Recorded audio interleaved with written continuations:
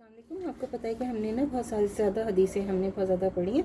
اور اب ہم تھوڑا سا جو ہم نے حدیثیں پڑھی ہیں ان کو تھوڑا سا ریویو کر لیتے ہیں، اور تاکہ ہم اپنی حدیثیں جو پڑھی ہیں اس کو بھی یاد رکھنا ہمیں چاہیے ہم نے کیا پڑھا ہے۔ تو گزشتہ صفحات میں اسلام کے بنیادی احکام کے بارے میں ہم نے بہت سی حدیثیں پڑھی ہیں، اور ان بنیادی احکام میں توحید رسالت پر ایمان، خدا کی آخری کتاب قرآن مجید، ایمان آخرت پر ایمان واقع ہے جس میں سے کسی ایک کا انکار کرنا بھی انسان کو دائرہ اسلام سے خارج کر دیتا ہے۔ اس کے علاوہ نماز، زکوٰۃ،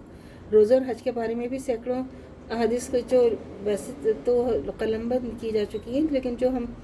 نے تھوڑی سی کچھ اس میں بیان کی ہے، ان کو بیان کرنے کا مقصد اہل اسلام کے دلوں میں ان فرض عبادات کا شوق پیدا کرنا ہوتا ہے تاکہ ہم میں شوق پیدا ہو، ہم اپنے بچوں کو بتائیں، کچھ ہم سیکھیں، اپنے بچوں کو سکھائیں، تو بہت ہی ضروری ہے اس کو پڑھنا۔ حضرت عبادہ رضی اللہ تعالیٰ عنہ بن صامت بیان کرتے ہیں کہ رسول خدا صلی اللہ علیہ وسلم نے فرمایا، جو شخص یہ کہے اشہد اللہ الہ الا اللہ وحدہ لا شریک لہ وان محمدا عبدہ ورسولہ، یعنی میں گواہی دیتا ہوں خدا کے سوا عبادت کے قابل نہیں، وہ ایک ہے، اس کے علاوہ کوئی شریک نہیں، محمد صلی اللہ علیہ وسلم اس کے بندے اور رسول ہیں، اور کہے کہ عیسیٰ علیہ السلام اس کے بندے اور اس کی بندی، حضرت مریم علیہ السلام کے بیٹے، اس کا کلمہ ہے، جس نے حضرت مریم کی طرف القاء فرمایا تھا، روح اللہ ہے اور جنت حق ہے اور دوزخ حق ہے، اور غرض جو شخص ان سب باتوں کا قائل ہو جائے وہ جنت کے 8 دروازوں میں سے جس دروازے سے چاہے گا خدا اسی دروازے سے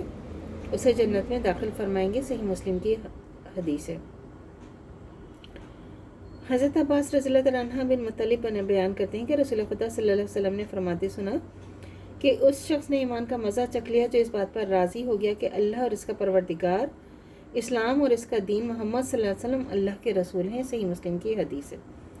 حضرت ابن عمر رضی اللہ تعالیٰ عنہ بیان کرتے ہیں کہ رسول خدا صلی اللہ علیہ وآلہ وسلم نے فرمایا کہ اسلام کو آقا سے 5 ستونوں پر بنایا گیا ہے، اس بات کی گواہی دینا کہ خدا کے سوا کوئی عبادت کے لائق نہیں، محمد صلی اللہ علیہ وسلم اللہ کے رسول ہیں،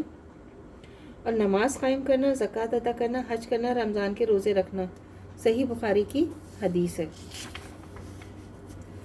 حضرت ابو ہریرہ رضی اللہ تعالیٰ عنہ بیان کرتے ہیں کہ ایک بدو رسول خدا صلی اللہ علیہ وسلم کی خدمت میں حاضر ہوا اور عرض کیا، اے اللہ کے رسول صلی اللہ علیہ وسلم، میری کسی ایسے عمل کی طرف رہنمائی فرمائے، سلپ آف ٹنگ ہو جاتی کبھی بھی، میری کسی ایسے عمل کی رہنمائی فرما دیجیے کہ جب اسے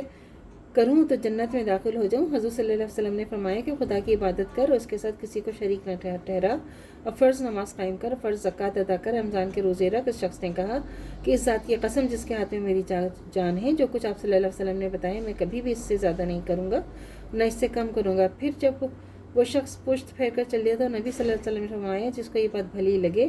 کہ وہ جنتیوں میں سے ایک شخص کو دیکھے تو اسے چاہیے اس شخص کو دیکھ لے۔ صحیح مسلم کے اللہ تعالیٰ سے دعا کرنا چاہیے کہ جو ہمارا ایمان ہے مرتے دم تک قائم و دائم رہے، خاتمہ بالخیر ایمان پر ہو۔ اجازت دیجیے، اللہ حافظ۔ میرے چینل کو لائک کیجیے، شیئر کیجیے، سبسکرائب کیجیے۔ شکریہ۔